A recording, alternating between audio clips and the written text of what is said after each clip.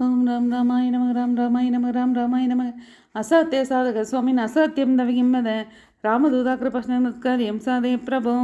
ஸ்ரீமத் வால்மீகி ராமாயணம் சுந்தரகாண்டத்தில் 34வது சர்க்கம். மாருதி ராமனுடைய வரலாற்றை சொன்னது.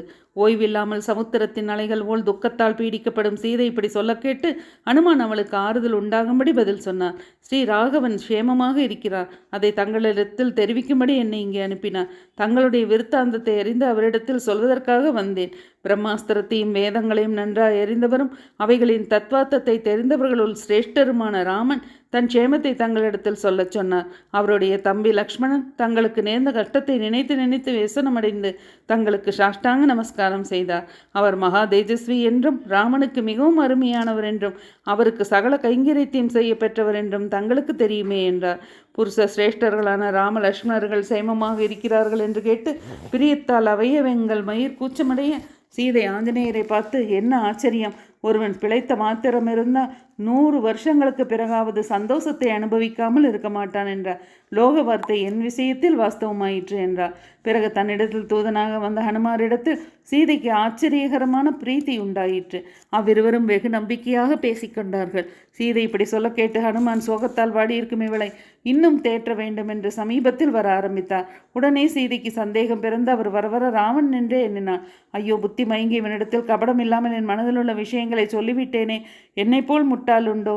என்னை வஞ்சகமாய் அபகரித்த ராவணனே மாறுவேஷம் கொண்டு இப்படி வந்திருக்கிறார் என்று அந்த மரத்தின் கிளையை விட்டு வருத்தம் மேலிட்டு பூமியில் உட்கார்ந்தார். பயத்தாலும் துக்கத்தாலும் அவள் புத்தி சுவாதீனமற்று இருப்பதை ஆஞ்சநேயர் அறிந்து அவளை நமஸ்கரித்தார். ஆனால் ஜானகி பயத்தால் மிரண்டு அவரை திரும்பி பார்க்கவே இல்லை. சற்று நேரம் கழித்து அவர் அப்படியே தலையில் கைகூப்பி வணக்கமாய் நிற்பதை சீதை பெருமூச்சு விட்டு, நீ சகல மாயிலும் அறிந்த ராமனாகவே இருந்த இந்த ரூபத்தை எடுத்து வந்திருந்தால் பலவித துக்கங்களால் வாடியிருக்கும் என்னை இன்னும் உபத்தரிப்பது சேமகரமானதல்ல. தண்டகாரண்யத்தில் கபட சந்நியாசி வேஷம் தரித்து என்னை மோசம் செய்த துஷ்டன் அல்லவா? நினைத்த ரூபத்தை எடுக்கக்கூடிய உனக்கு இது மிகவும் சுலபம். ஆனால் ஆகாரம் இல்லாமல் இழைத்து மனம் நொந்திருக்கும் என்னை மறுபடியும் கஷ்டப்படுத்துவது உனக்கு நன்மை என்று. ஐயோ, நான் இப்படி சந்தேகிப்பதும் சரியல்ல. உன்னை பார்க்கையில் எனக்கு எல்லையற்ற பிரீத்தி உண்டாகிறது. ஆகையால் நீ ராவணனாக இருக்க மாட்டாய். நீ நிஜமாகவே ராமனால் என்னிடத்தில் அனுப்பப்பட்ட தூதனாயிருந்தால் உனக்கு மங்களங்கள் உண்டாகட்டும். ரகுநாதனுடைய சரிதங்களை கேட்பது எனக்கு மிகவும் பிரியம். ஆகையால் உன்னை கேட்கிறேன். என் பிராணநாதனான ராமமூர்த்தியின் குணங்களை சொல். ஜலப்பிரவாகம் ஆற்றங்கரையை அறுப்பது போல் என் மனதை வரவர கவர்கின்றார். இருக்கட்டும், இவ்வளவு காலம் கழித்து பயங்கரமான சமுத்திரத்தை தாண்டி நான் இருக்கும் இடத்தை கண்டுபிடித்து காற்றும் நுழைய முடியாத இந்த லங்காபுரியில் ராமனிடத்திலிருந்து தூதன் வருவதற்கு நியாயமில்லை. ஆகையால் இது சொப்பனமே, ஆனாலும் மிக சுகமான சொப்பனம். என்னை அபகரித்த இவ்வளவு காலத்திற்கு பிறகு ராமனால் அனுப்பப்பட்ட ஒரு தூதனை பார்க்கவும் என் நாயகனுடைய விருத்தாந்தத்தை அவன் சொல்ல கேட்கவும் கிடைத்தது என்ன ஆச்சரியம். இப்படியே இந்த சொப்பனத்தில் ராமலட்சுமணர்களையும் பார்க்க கிடைத்தால் என் துக்கமெல்லாம் தீர்ந்து சந்தோஷிப்பேன்.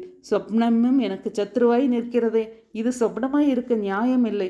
சொப்பனத்தில் குரங்கை கண்டால் கெடுதி விளையும் என்று சொல்கிறார்கள். எனக்கோ பரமலாபம் கிடைத்திருக்கிறது.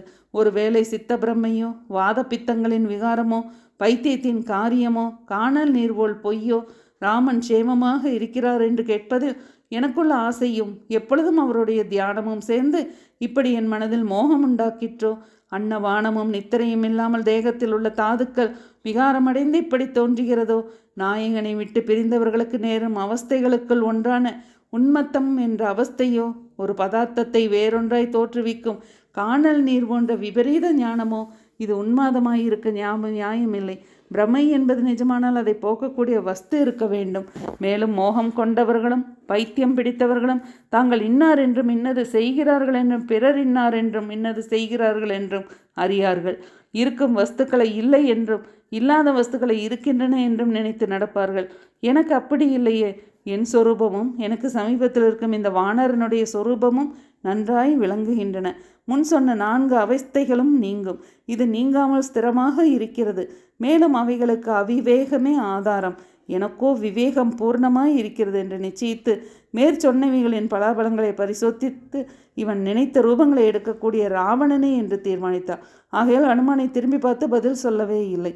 அவரும் சீதையின் எண்ணத்தை அறிந்து கேட்பதற்கு இனிமையான வார்த்தைகளால் அவளுடைய மனதை சந்தோஷப்படுத்தினார். லோகத்தில் ஒரு மகானுபாவர் இருக்கிறார். அவர் தேஜஸில் சூரியனைப் போலும், சகல பிராணிகளுக்கும் ஆனந்தத்தை கொடுப்பதில் சந்திரனைப் போலவும், சகல ராஜாக்களுக்கும் பிரபுவாயிருப்பதில் குபேரனைப் போலவும், கீர்த்தியிலும் பராக்கிரமத்திலும் மகாவிஷ்ணுவைப் போலும், புத்தியில் பிரகஸ்பதியைப் போலும் சௌந்தரத்தில் மன்மதனைப் போலும் இருப்பவர், சத்தியமாயும் மதுரமாயும் பேசுகிறவர், ரமணீயமாயும் காந்தி பொருந்தியும் இருக்கும் பார்வையே உடையவர், இடமறிந்து கோபித்து சத்துருக்களை நாசம் செய்பவர், அவருக்கு மேலானவர் இல்லை. மகாரதர் இந்த பிரபஞ்சம் முழுவதும் அவருடைய பராக்கிரமத்தின் நிலையில் கவலையற்று வசிக்கிறது. பொன்மானை கொண்டு அவரை ஆசிரமத்திலிருந்து அப்புறப்படுத்தி அவரில்லாத சமயத்தில் ராவணன் தங்களை அபகரித்தான். அதற்காக அவனுக்கு கிடைக்கும் பலனை அதிசீக்கிரத்தில் பார்ப்பீர்கள். கொஞ்ச காலத்திற்குள் அவர் கோபம் கொண்டு ஜொலிக்கும் அக்னி கொழுந்துகளைப் போன்ற பானங்களால் ராவணனை யுத்தத்தில் வதம் செய்வார். நான் அவரால் தங்களிடத்திற்கு அனுப்பப்பட்ட தூதனாய் வந்திருக்கிறேன். தங்களை பிரிந்த வியசனத்தால் வீடிக்கப்பட்டு தங்களுடைய சேம சமாச்சாரத்தை தெரிந்து வரும்படி என்னை அனுப்பினார். மகா தேஜஸ்வியும் பராக்கிரமசாலியும் சுமித்திரையின் பாக்கிய ஸ்ரூபமான லக்ஷ்மணன் தங்களுக்கு நமஸ்கரித்து சேமத்தை தெரிந்து வரும்படி சொன்னார். ராமனுக்கு முக்கிய சிநேகிதரும் வானராதிபதியுமான சுக்ரீவ மகாராஜா தங்களுடைய சேமத்தை விசாரித்து வரும்படி சொன்னார். ராமனும் லக்ஷ்மணனும் சுக்ரீவனும் எப்பொழுதும் தங்களை ஸ்மரித்து கொண்டிருக்கிறார்கள்.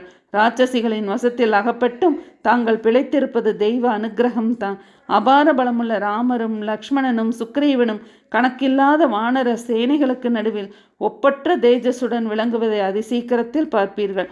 நான் சுக்ரீவ மகாராஜாவின் மந்திரி. என் பெயர் ஹனுமான். இந்த சமுத்திரத்தை தாண்டி லங்கையில் பிரவேசித்து தங்களை தேடி வந்தேன். ராமனுடைய கிருபையால் எனக்குள்ள பராக்கிரமத்தை ஆதாரமாய் கொண்டு துஷ்டனார ராவனுடைய தலையில் அடி வைத்து அவனை அலட்சியம் செய்து தங்களை பார்க்க வந்தேன். தாங்கள் சந்தேகிக்கிறபடி நான் ராவணன் அல்ல. இந்த பிசகான அபிப்பிராயத்தை விட்டு விடுங்கள். என் வார்த்தையில் நம்பிக்கை வையுங்கள் என்றார். ஓம் ராம் ராமாய நமக ராம் ராமாய நமக ராம் ராமாய நமக. அசாத்திய சாதக சுவாமின் அசாத்தியம் தவஹிம்பத ராமதூதா கிருபா சிந்தமத்காரியம் சாதே பிரபோ. ஸ்ரீமத் வால்மீகி ராமாயணம் சுந்தரகாண்டத்தில் 34வது சர்க்கம் நிறைவடைந்தது.